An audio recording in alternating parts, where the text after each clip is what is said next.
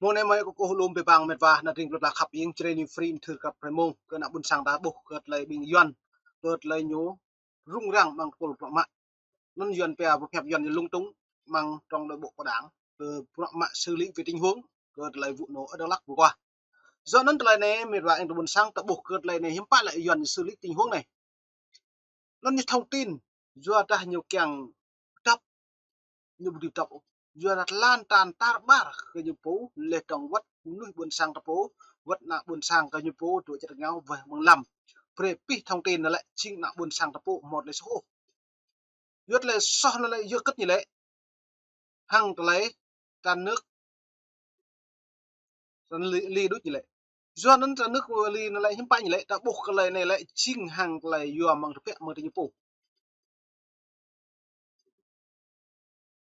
tràn nước đại ly này là bút tuy bằng pro hàng lại buộc cao úc nhiều giáp cái nắm nước sang buôn sang một nhà đề ca đó mình phun bulan người dân bản địa lại sọt do sky này lại ồ nàn nhiều lại nàn sky này bạn thiếu tướng Phạm Ngọc Việt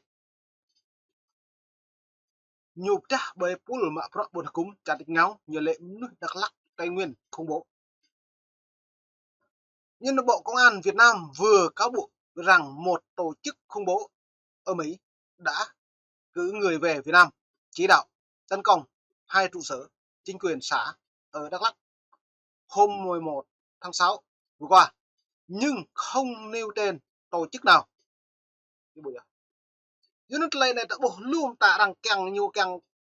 Mỹ lại lau nhiệt càng tụ ở yuan nước Mỹ lại thôi này ta đã bàn lần là này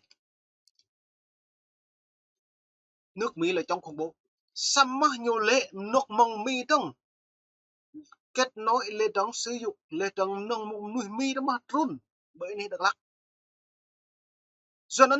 rằng cái tôn nó bình vất rằng cứ vất FI trôn càng trôn bởi này Đắk Lắk như bộ đấy làm lừa trôn xa trôn lừa trôn đùa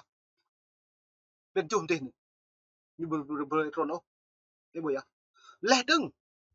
hăng tay đóng nhiều đồ tập mà cơ brak ra này đừng như lệ Mỹ sẽ hợp tác phối hợp với Việt Nam cơ lấy truy đuổi bắt đối tượng con sót hiện đại như lệ con sót lại hiện đại nên là con sót lại hiện tại nó phô bày là cản thổ xăm kẹo tôi như mạ như bô pi này pi bằng tông cộng như mạ máu từ pan lúc từ pan châu cầm đầu như lệ lê trứng bình đã có mong prak mong chặt nhau pre hai chỗ đạp nè lê trong hai chỗ trong mừng Mỹ phố nhập quốc tịch Mỹ người Việt quốc tịch Mỹ quốc tịch Việt là người Mỹ doนั้นlại này đã bố hiểm bạ lại như lệ sol cứ xăm nhu cảm mà bằng chứng doนั้นlại đã bố nhố lung tung bằng lại xử lý vì tình huống đang tùy toạt ở nhà nên đã bố này mà đòa ta bố này bạ ta lấy nhung rõ vì cái thiếu tướng là Phạm Ngọc Việt này lại hiểm bạ hàng lại trình bày kèng vật tưng lên trong hàng lại mặn tầm như kèng đang tú rừng vịt lên thao khăn sai cho nuôi lần chặt tập ngư bù mỏ nuôi hem cạo sai lấy khủng bố như dập lên pro nó như Mỹ lệ thế nhủ hoặc cái về nhiều phân tích nhiều này họp vậy đi New York lâm lỡ tuột lúc lần năm lau đi cho làm trả này lệ trưng như lệ đông ngày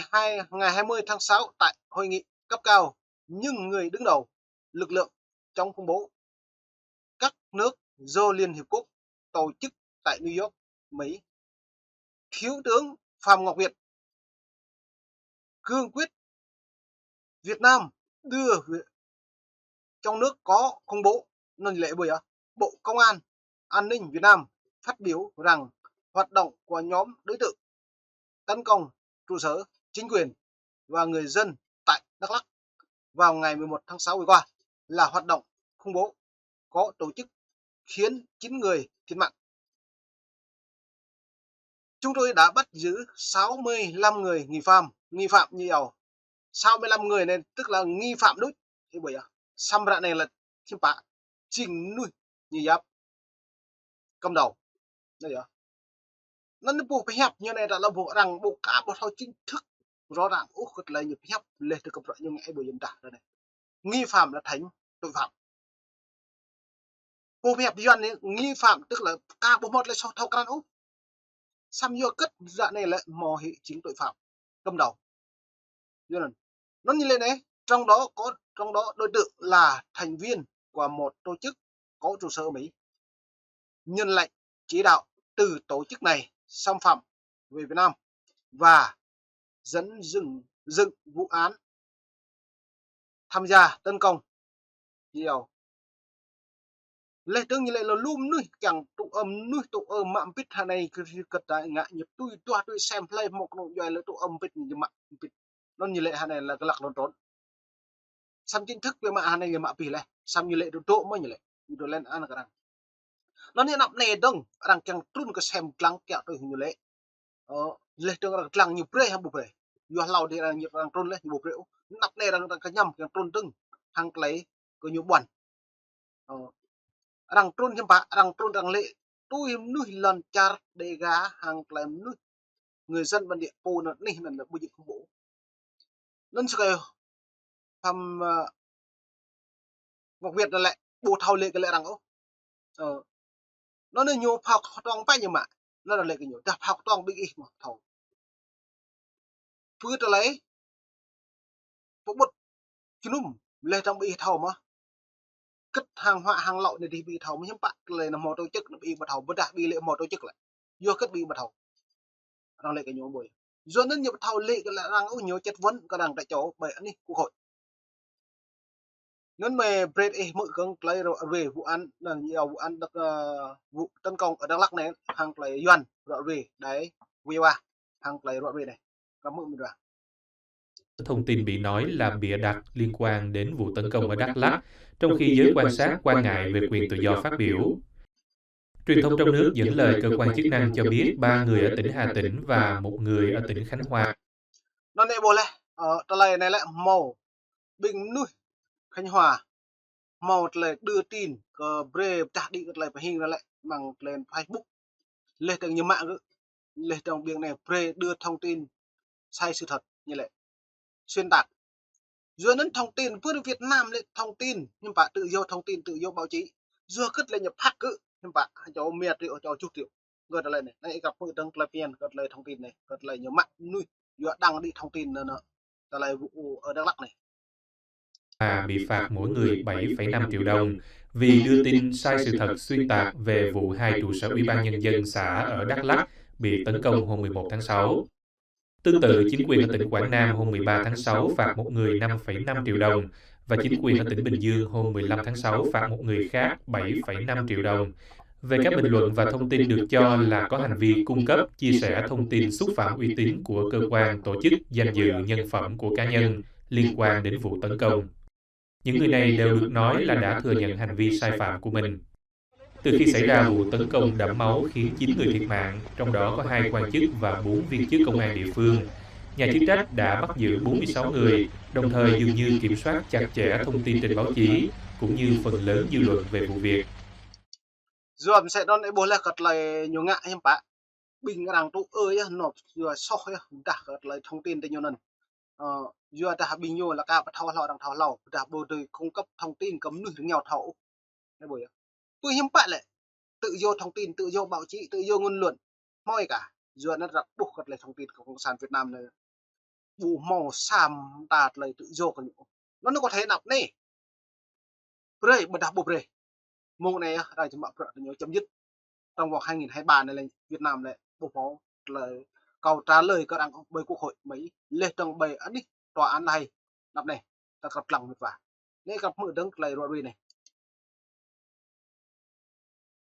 Nhà hoạt động Nguyễn Văn Tráng hiện đang tị nạn ở Thái Lan nhận định với VOA rằng ngay từ đầu Bộ Công an gần như độc quyền cung cấp các thông tin liên quan đến vụ việc và đã đưa ra những cảnh báo mang tính răn đe đối với việc đưa tin. Đối với truyền thông mạng xã hội á, thì cái việc mà Bộ Công an tiến hành xử phạt những người dân người ta lên tiếng cũng như người ta bình luận á, thì tôi cho rằng nó phản ánh cái thực tế kiểm soát cái quyền phát biểu cá nhân của người dân. Cái cách thức xử phạt như vậy là vô lý. Phạm Thanh Nghiêm, Cựu tù nhân lương tâm định cư ở Mỹ nói người dân sẽ chẳng bao giờ được biết sự thật đằng sau vụ việc ở Đắk Lắk ngoài những gì được truyền thông nhà nước đưa tin.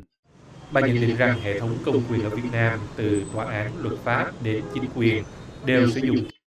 Duyên này boleh ke telai này lại nhiều mak pro hang telai bing kunuk na yuan lại bo mau sam ta lại pro patlon như càng tập đi sam pemin lại những ngạn nó nhiều cầm chay như lại sam pi pang lại buồn sang như bo mau cầm sam ta lại cũng hắn này lại thông tin càng nhiều tập càng đã chay càng nhiều hụi càng nhiều đang bộ lò duyên ấn telai này như yêu hiếm bạ lời trao đổi nhiều với VOA qua Gmail hôm ngày 22 tháng 6 vừa qua, người phát ngôn Bộ Ngoại giao Mỹ nhấn mạnh chúng tôi lên án mạnh mẽ cuộc tấn công ở Đắk Lắk. Hoa Kỳ thấy vụ việc rất căng thẳng về Việt Nam đối xử người dân bản địa bây giờ. Nên đây này thông tin các bạn. Như mà lời vắt cỡ nạ buồn sang cái nhiều phố vắt cỡ nước chặt ngào lẳng bukal ô hệt cái đây chẳng hạn. Đây này. Dân rằng lệ buah thì nhiều tầm tết tầm nước cái này như ngạn nạ buồn sang ta bây giờ. Rằng buồn lễ bình nạ buồn sang ta gì thì nhiều. Rằng lệ thì nhiều mạ kẹo pray cái nạ buồn sang nèo của má đã nè coi đã nó coi rọc phế đã nó trong ale bật lễ đã gần chồng nụ bờ liền sẽ chồng quyền nụ tấm nhá vắt nạp lại như ôm mồi chụp ao công an úc tuy chồng mình mười cái buổi lê tông lê chụp ao răng gì ạt như mạnh như chồng tiền mạnh nó cứ lùm tạm như mạnh rồi dưới nó dòng đại mong này gặp đi cái bằng buồn sang khắp yên trên new free là vì mong này mong nít mong mà đung đung thôi thằng hàng lấy rõ về gặp mong đã buồn sang đã gặp lăng lên này đi đã bạn ấy gặp vậy